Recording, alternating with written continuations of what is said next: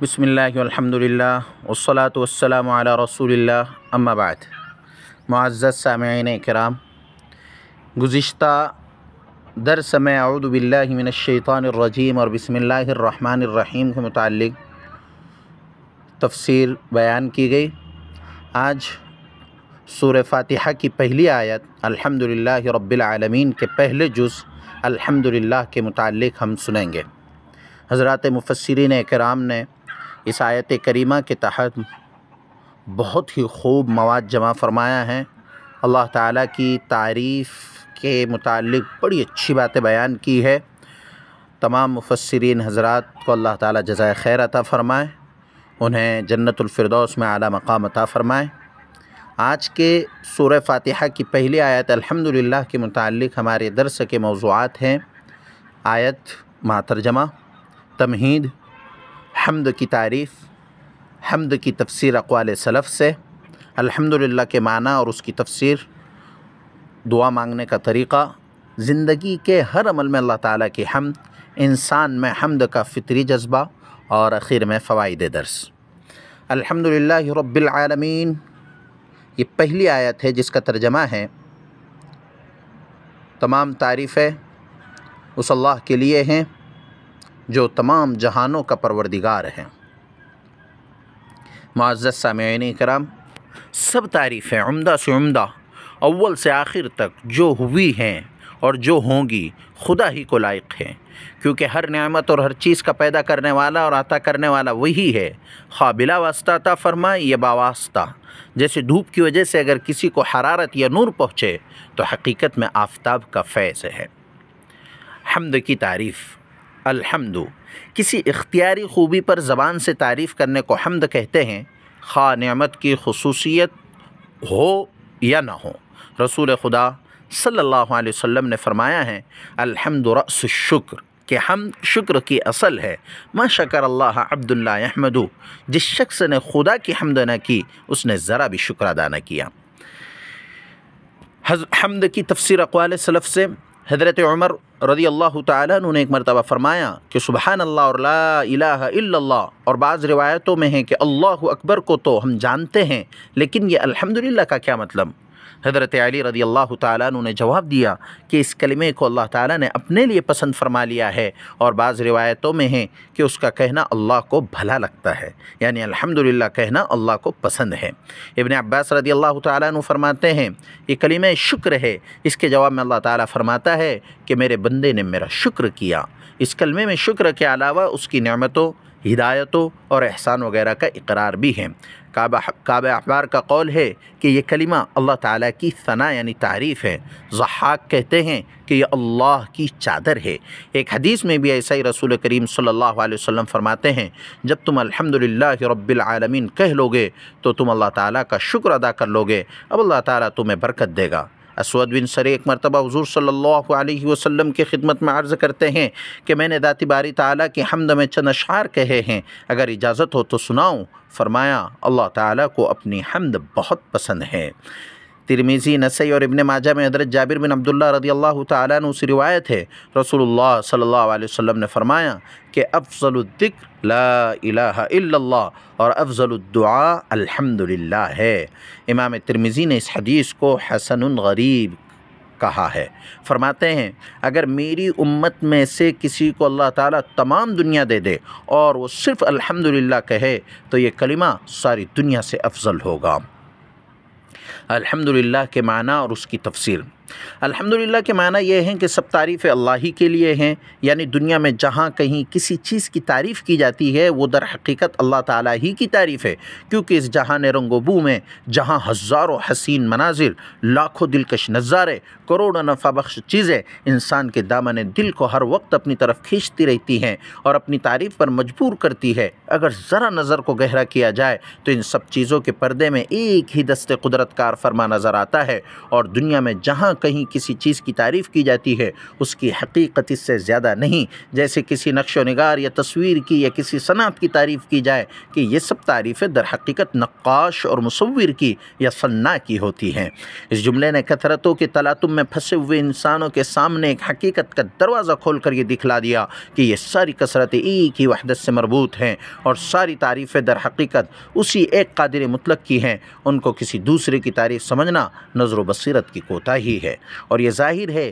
کہ جب ساری کائنات میں لائق حمد در حقیقت ایک ہی ذات ہے تو عبادت کی مستحق بھی وہی ذات ہو سکتی ہے۔ اس سے معلوم ہوا کہ الحمدللہ اگرچہ حمد و ثنا کے لیے لایا گیا ہے، لیکن اس ضمن میں ایک معجزانہ انداز سے مخلوق پرستی کی بنیاد ختم کر دی گئی اور دل نشی طریقے پر توحید کی تعلیم دی گئی ہے۔ غور کیجئے کہ قرآن کے اس مختصر سے ابتدائی جملے میں ایک طرف تو حق تعالیٰ کے حمد و ثنا کا بیان ہوا، اسی کے ساتھ مخلوقات کی رنگینیوں میں الجھے ہوئے دل و دماغ کو ایک حقیقت کی طرف متوجہ کر کے مخلوق پرستی کی جڑ کاٹ دی گئی، اور معجزانہ انداز سے ایمان کے سب سے پہلے رکن توحید باری تعالیٰ کا نقش اس طرح جما دیا گیا کہ جو دعویٰ ہے اسی میں غور کرو تو ہی اپنی دلیل بھی ہے۔ فتبارک اللہ احسن الخالقین۔ اس کا مطلب یہ ہے کہ تمام تعریفیں اور ہر طرح کی تعریفیں، یعنی تعریف کے جتنے انداز ہو سکتے ہیں اور تعریف کے جتنے پہلوؤں سے تعریف کرنا ممکن ہے اور تعریف کی جتنی اقسام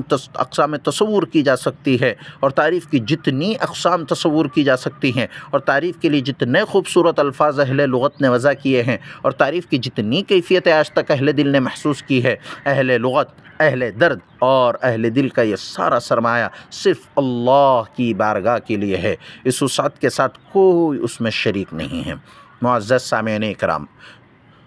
اللہ کریم نے نوع انسانی کو ایک جامع اور مکمل دعا تعلیم فرمائی، ایک ایسی دعا جس میں اللہ کی تعریف، اقرار عبودیت کے ساتھ استعانت و امداد کی درخواست اور پھر دو ہر عالم کی بھلائی اور اچھائی کا سوال ہے۔ سورہ فاتحہ میں یہاں یہ بات بھی سمجھ میں آتی ہے کہ دعا کے لیے یہی طریقہ اختیار کیا جائے، پہلے اللہ کی تعریف، پھر اپنا اقرار عجز، وعدہ اور بندگی، اور پھر اپنی آرزو تمنا۔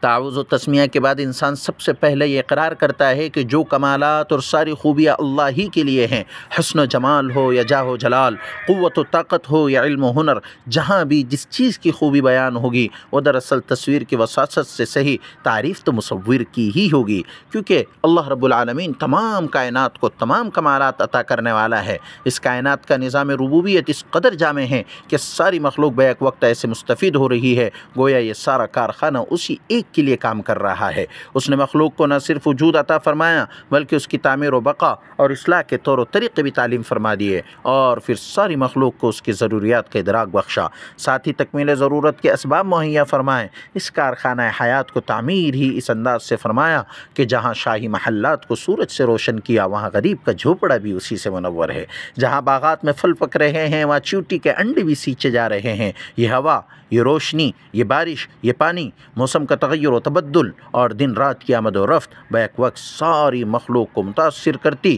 سب کی تربیت کرتی، سب تک رزق پہنچاتی اور سب کو مستفید کرتی نظر آتی ہے۔ معزز سامعین کرام، زندگی کے ہر عمل میں اللہ تعالیٰ کے حمد۔ یوں تو ہر مذہب میں خدا کی تعریف کرنا سکھایا گیا ہے، لیکن چونکہ پیغمبر اسلام صلی اللہ علیہ وسلم کا نامی ہی احمد تھا، جس کے معنی خوب تعریف کرنے والے کے ہیں، اس لیے آپ صلی اللہ علیہ وسلم نے زندگی کے ہر عمل سے اللہ تعالیٰ کے حمد کو جوڑ دیا ہے۔ کھا کر فارغ ہوں تو اللہ کی حمد، سو کر اٹھے تو اللہ کی حمد، استنجا سے فراغت ہو تو اللہ کی حمد، چھینک آئے تو اللہ کی حمد، یہاں تک کہ اگر کسی مصیبت میں مبتلا ہو اور مزاج پرسی کی جائے تب بھی کہا جائے الحمدللہ علی کل حال، کہ ہر حال میں اللہ کی حمد کرتا ہوں۔ آپ صلی اللہ علیہ وسلم نے جس طرح مومن کی زبان کو حمد الہی سے تر کیا ہے اس کی مثال کسی اور مذہب میں نہیں ملتی۔ انسان میں حمد کا فطری جذبہ، ایک آدمی اگر فہم و شعور سے بالکل محروم نہ ہو تو یہ ممکن نہیں کہ وہ اپنی ذات، اپنے ماحول، اپنے گرد و پیش، اپنے اوپر طاری ہونے والی کیفیتوں، اپنے استعمال میں آنے والی نعمتوں پر غور کرنے کی کبھی زحمت نہ کرے۔ ایک مزدور اور محنت کش جب چلچلاتی دھوپ میں سخت محنت کے بعد درخت کے ٹھنڈے سائے کے نیچے بیٹھ کر ٹھنڈا پانی پیتا ہے تو بے اختیار اس کی زبان پر حمد کے الفاظ جاری ہو جاتے ہیں۔ ایک بیمار جب بیماری سے نجات پاتا ہے اور اپنے قدموں چل کر گھر کے صحن میں چڑیوں کی چہچہاہٹ کی آواز سنتا ہے تو بے اختیار اس کی زبان پر اللہ کی تعریف کا نغمہ پھوٹنے لگتا ہے۔ ایک آدمی آدمی مسلسل سنجیدہ کام کے باعث جب اپنے ماحول سے اچاٹ ہونے لگتا ہے تو وہ کچھ وقت پہاڑوں کے ٹھنڈے موسم سے محظوظ ہونے کے لیے پہاڑوں کا رخ کرتا ہے۔ جیسے ہی اسے پہاڑوں میں ابلتے ہوئے چشمے، گرتی ہوئی آبشاریں، برف کے پگھلتے ہوئے تودے، چاندی کے ابلتے ہوئے فوارے، سیماب اگلتے ہوئے جھرنے اور پربت پر چھائی ہوئی چھاونی اور بادلوں کے تنے ہوئے ڈیرے اور کوہرے کی لگی ہوئی قناتیں دکھائی دیتی ہیں تو بے ساختہ اس کی زبان پر اللہ کی حمد کے زمزمے جاری ہوتے ہیں۔ میدانی علاقوں میں بہتے ہوئے پانی کی جدولے، زمین پر سبزے کا مخملی فرش، کھیتوں میں پھولی ہوئی سرسوں اور پھلوں سے لدے ہوئے تخت جب نگاہ کو دعوت نظارہ دیتے ہیں تو بے ساختہ زبان پر اللہ کی صنعت و قدرت کی تعریف جاری ہو جاتی ہے۔ حاصل کلام یہ ہے کہ انسان جب بھی اپنے گرد و پیش میں پھیلی ہوئی قدرت کی رعنائیاں دیکھتا ہے تو اگر اس کے سر میں معمولی سا دماغ بھی ہے تو وہ ان خوبصورتیوں کے خالق کی تعریف کے بغیر نہیں رہ سکتا۔ یہی تعریف کا جذبہ ہے جو اسے اللہ کی بارگاہ تک جانے پر مجبور کرتا ہے، کیونکہ یہ اس کے اندر سے اٹھنے والی فطرت کی پکار ہے جو الفاظ کا قلب اختیار کر لیتی ہیں۔ آج کے سبق میں جو خاص پوائنٹ ہے فوائد درس، الحمد کی تعریف کسی اختیاری خوبی پر زبان سے تعریف کرنے کو حمد کہتے ہیں۔ نمبر 2، الحمدللہ میں حمد و ثنا اور شکر کے علاوہ اس کی نعمتوں، ہدایتوں اور احسان وغیرہ کا اقرار بھی ہے۔ نمبر 3، اللہ تعالیٰ کی دی ہوئی نعمتوں پر ہمیشہ میں الحمدللہ یا پورا الحمدللہ رب العالمین کہنا چاہیے۔ دنیا میں جہاں کہیں کسی چیز کی تعریف کی جاتی ہے ادھر حقیقت اللہ کی ہی کی تعریف ہے۔ سورہ فاتحہ ایک دعا ہے اور اس میں بندوں کو دعا مانگنے کا طریقہ سکھایا گیا ہے، اور زندگی کہ ہر عمل میں اللہ تعالیٰ کے حمد و ثنا کرنا چاہیے۔ انسان جب بھی اپنے گرد و پیش میں پھیلی ہوئی قدرت کی رعنائیاں دیکھتا ہے تو اگر اس کے پاس تھوڑا بھی دماغ ہے تو وہ ضرور اللہ کی تعریف کرے گا۔ دعا فرمائیں اللہ تعالیٰ ہمیں بھی ہماری اپنی زبانوں سے خدا کے حمد و ثنا کی توفیق عطا فرمائے۔ وآخر دعوانا الحمدللہ رب العالمین۔